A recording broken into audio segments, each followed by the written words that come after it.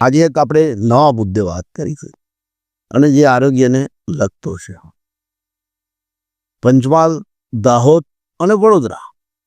એટલે વડોદરાનું એક બાળક લઈએ મકરપુરા વિસ્તારનું, તો કુલ 11 બાળકોના ગઈકાલ સાંજ સુધી મૃત્યુ થયા છે આ એકાદુ મહિનાની અંદર, અને શંકાસ્પદ ચાંદીપુરા વાયરસથી. चांदीपुरा वायरस थी। शंकास्पद चांदीपुरा वायरस। शंकास्पद चांदीपुरा वायरस। गुजरात में चांदीपुरा वायरस के कारण करीब 16 बच्चों की मौत होने की आशंका है।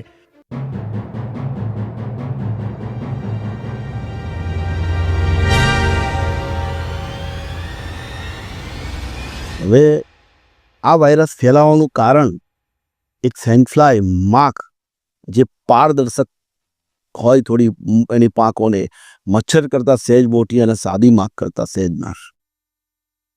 એનું અંગ્રેજી નામ બીજું છે, પણ ચાંદીપુરા કેમ? તો 1965ના મહારાષ્ટ્રના નાગપુર જિલ્લાના ચાંદીપુરા ગામથી આ વાયરસની ખ્યાલ આવ્યો હતો, પકડાયો હતો, ખબર પડી હતી, એટલે એ વાયરસનું નામ ચાંદીપુરા છે. મોટાભાગે વરસાદી વાતાવરણ અને આપણા ગુજરાતમાં દક્ષિણ ગુજરાત હોય, પૂર્વ પટ્ટી, આદિવાસી વિસ્તાર હોય, એકલ દુકલ બનાસકાંઠા ને એ બધા વિસ્તારોની અંદર આ વાયરસ જોવા મળે છે. પણ આ વખતે થોડું અલગ ટાઈપ કે આપણા પંચમહાલ જિલ્લાના કેટલાક વિસ્તારોમાં પણ આ વાયરસ જોવા મળે.